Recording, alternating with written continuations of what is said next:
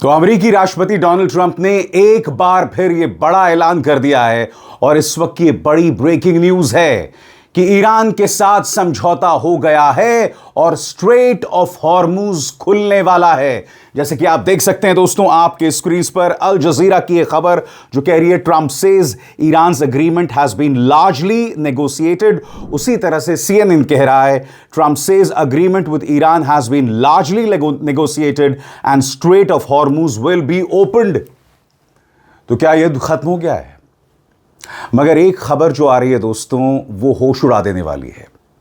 वो ये कि जब बातचीत चल रही थी उसी दौरान ट्रंप शुक्रवार को ईरान पर हमला करने वाले थे। सही सुना आपने, ये है डोनाल्ड ट्रंप और ये है उनकी असलियत।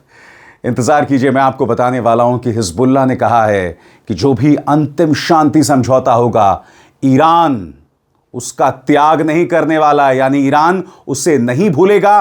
किसी भी अंतिम समझौते में हिजबुल्लाह का भी ख्याल रखा जाएगा।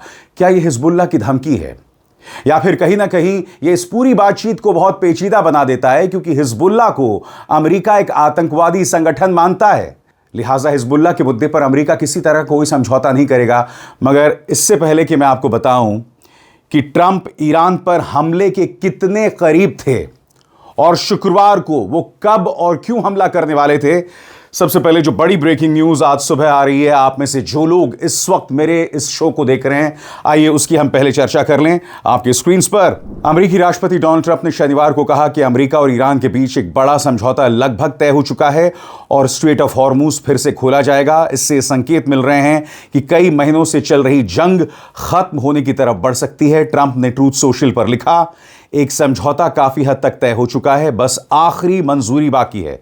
यह समझौता America, Islamic Republic of Iran और कुछ दूसरे देशों के बीच है। और जाहिर सी बात है दोस्तों, ट्रंप यहां पर बाकी खाड़ी देशों की बात कर रहे हैं जो कि इस कोशिश को आगे बढ़ाने की कोशिश कर रहे हैं, और साथ ही पाकिस्तान। जी हां, पाकिस्तान के सेना प्रमुख फील्ड मार्शल आसिम मुनीर जो तेहरान गए थे और तेहरान से लौटने के बाद आसिम मुनीर ने खुद कहा है कि वो इस पूरी बातचीत और इसके नतीजों को लेकर आशावादी हैं, ऑप्टिमिस्टिक हैं।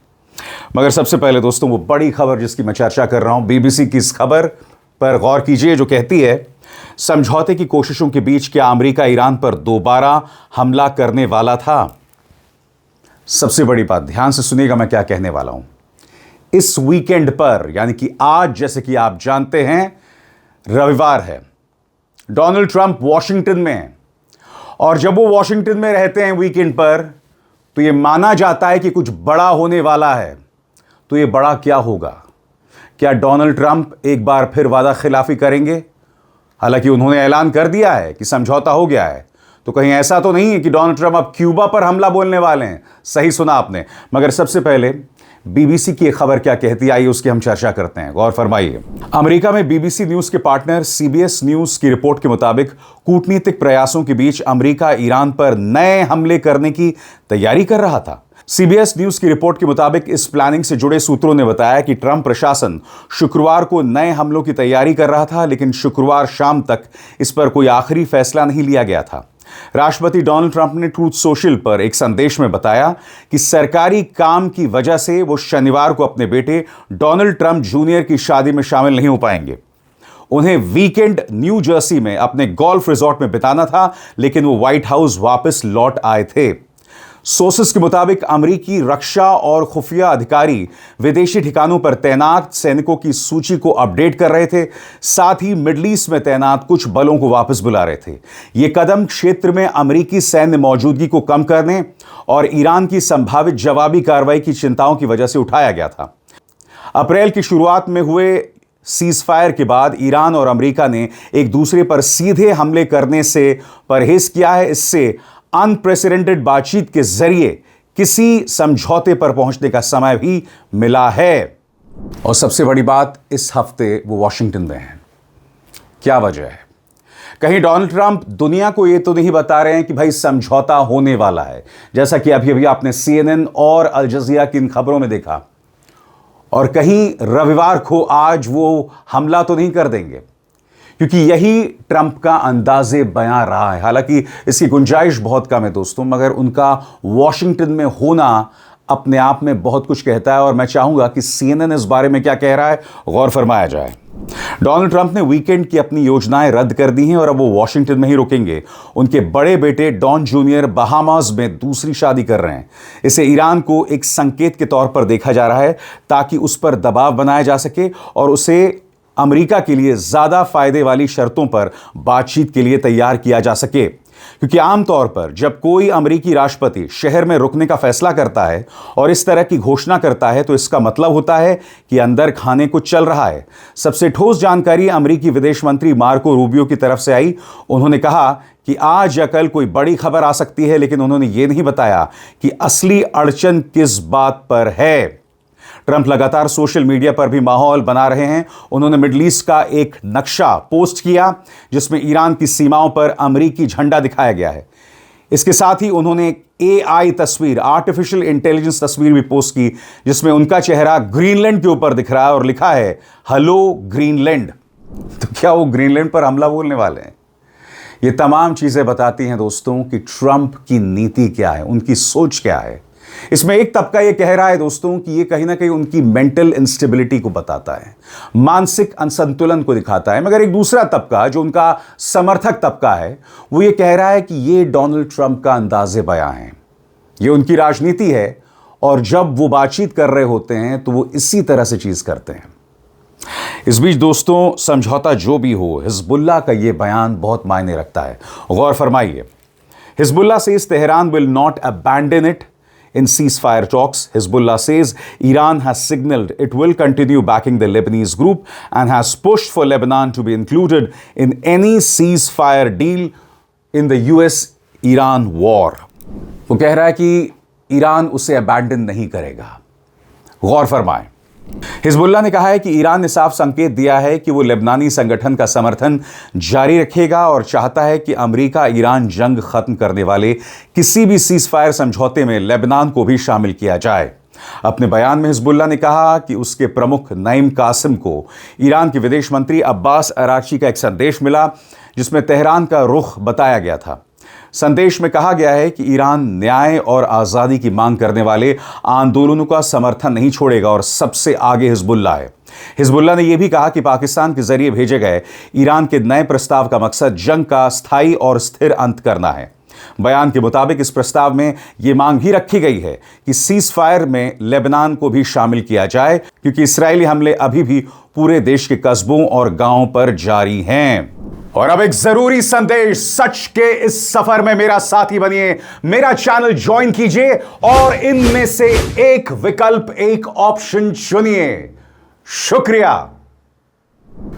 दोस्तों, हिजबुल्लाह के इस बयान से थोड़ा मामला पेचीदा हो जाता है क्योंकि आपको समझना पड़ेगा, एक तरफ अमेरिका का फोकस पूरी तरह से इस बात को लेकर है कि ईरान के पास न्यूक्लियर वेपन ना हो और दूसरी तरफ ईरान का फोकस यह है कि स्ट्रेट ऑफ हॉर्मुज खुल जाए, उसकी नाकेबंदी खत्म हो और जो उसके तमाम एसेट्स पूरी दुनिया भर में फंसे हुए हैं वो अनफ्रीज कर दिए जाएं।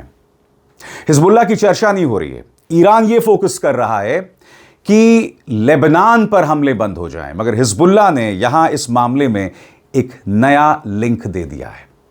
और यह भी पता चल रहा है कि इस वक्त ईरान के मन में क्या चल रहा है, और वो समझने के लिए आपको गौर करना पड़ेगा प्रेस टेलीविजन के इस एडिटोरियल की तरफ जो कह रहा है कि किस तरह से इस वक्त अमेरिका बर्बादी की राह पर है। गौर फरमाएं, उनका यह लेख क्या कहता है। Empire at its nadir, Trump's hollow threats masks America's descent as Iran stamps its authority. सरल शब्दों में कहा जाए, ईरान बढ़ रहा है, अमेरिका बर्बादी की तरफ जा रहा है। गौर फरमाएं, अमेरिका की धमकियों के बीच छिपा संकट। ऊपर से अमेरिका मैक्सिमम प्रेशर और सैन्य ताकत दिखा रहा है, लेकिन अंदर ही अंदर वो आर्थिक, राजनीतिक और रणनीतिक दबाव में फंसता जा रहा है। मतलब जितना वो खुद को ताकतवर दिखा रहा है उतनी ही उसकी मुश्किलें बढ़ रही हैं। पाकिस्तान को बिचौलिए की तरह इस्तेमाल करना पाकिस्तान के आर्मी चीफ आसिम मुनीर, प्रधानमंत्री और गृह मंत्री की लगातार ईरान यात्राएं इस बात का संकेत मानी जा रही है कि अमेरिका सीधे समाधान निकालने के बजाय पाकिस्तान जैसे देशों के जरिए बातचीत आगे बढ़ा रहा है। इसका मतलब यह बताया जा रहा है कि अमेरिका किसी तरह इस टकराव से इज्जत बचाकर निकलने की कोशिश कर रहा है।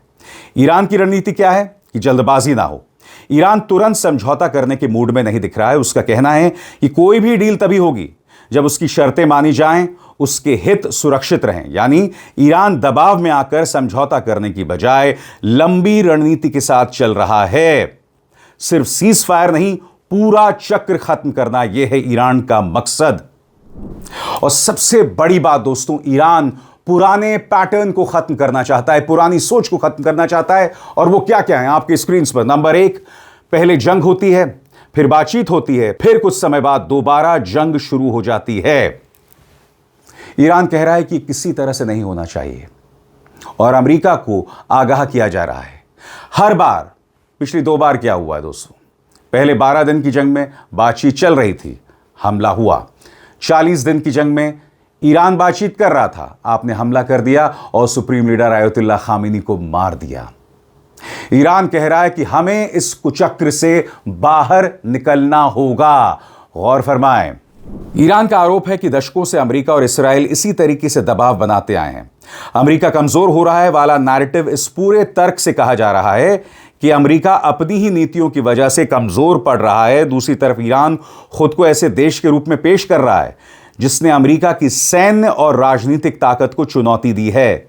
इसलिए लेखक का दावा है कि अगर कोई समझौता होगा तो झुकना अमेरिका को पड़ेगा। और यही वजह है दोस्तों कि ईरानी विदेश मंत्रालय के प्रवक्ता इस्माइल बागाई कह रहे हैं कि यह बातचीत बहुत लंबी चलने वाली है। इस वक्त सीजफायर को बेशक अंजाम दे दिया जाए, मगर अविश्वास का दौर लगातार बना रहेगा, मामला इसी तरह से उलझा रहेगा। और यही अमेरिका का भी स्टाइल रहा है। इस बात को ईरान स्वीकार कर चुका है। इसलिए डिप्लोमैटिकली ईरान ने अमेरिका को पटखनी दी है, क्योंकि वो अमेरिका की सोच के 2 कदम आगे रहता है। इसी बात का इशारा अमेरिका करता है। और सबसे बड़ी बात दोस्तों, सबसे बड़ी बात, हो सकता है कि ईरान न्यूक्लियर बॉम्ब को लेकर अपनी सोच बदल दे। प्रेस टेलीविजन का यह एडिटोरियल बहुत मायने रखता है, क्योंकि अब तक कौन सा फतवा चल रहा है दोस्तों? फतवा यह है कि ईरान न्यूक्लियर बॉम्ब नहीं रखेगा, मगर यह फतवा बदल भी सकता है। और इस बात का इशारा किया जा रहा है, और यह इशारा कहीं और से नहीं, IRGC की तरफ से आ रहा है। गौर फरमाएं कैसे। ट्रंप ऐसी चीज पर जीत का दावा नहीं कर सकते जहां असल में कोई खतरा था ही नहीं। दबाव में चल रहे अमेरिकी राष्ट्रपति ये नहीं कह सकते कि न्यूक्लियर बॉम्ब का डर खत्म करना उनकी अपनी बड़ी कामयाबी है। अगर आगे चलकर इलाके के हालात बदलते हैं और शायद कोई नया फतवा आता है तो ईरान की नीति भी बदल सकती है। लेकिन अभी आज की तारीख में ईरान की नीति पॉलिसी नहीं बदली है। ईरान के पास शांतिपूर्ण इस्तेमाल के लिए पूरा न्यूक्लियर प्रोग्राम चलाने की पूरी जानकारी और काबिलियत है, और वो अपने अधिकारों का इस्तेमाल करता रहेगा। तो देख रहे हैं आप, ईरान अपनी सोच बदल सकता है, और ये एक मसला हो सकता है जिसके जरिए बातचीत एक बार फिर पटरी से उतर जाए। मगर आपको समझना पड़ेगा, इस वक्त नेतन्याहू और ट्रंप दोनों का मकसद इस बातचीत को लेकर बिल्कुल जुदा है, एकदम उलट है। नेतन्याहू चाहते हैं ये जंग जारी रहे, क्योंकि अगर जंग रुकी तो उनका जेल जाना तय है। जहां तक ट्रंप की बात है, उनका मकसद है कि वो इस पूरे मामले से एक विजेता के तौर पर सामने बनकर उभरें, क्योंकि नवंबर में मिड टर्म इलेक्शंस हैं और उनके सामने एक बहुत बड़ी चुनौती। जो भी है दोस्तों, मामला बहुत दिलचस्प है और हर बार की तरह इस पूरे मामले की पेचीदगी, कॉम्प्लिकेशंस मैं आप तक बहुत ही आसान लफ्जों में पेश करता रहूंगा, यह मेरा वादा है। अविसार शर्मा को दीजिए इजाजत। नमस्कार।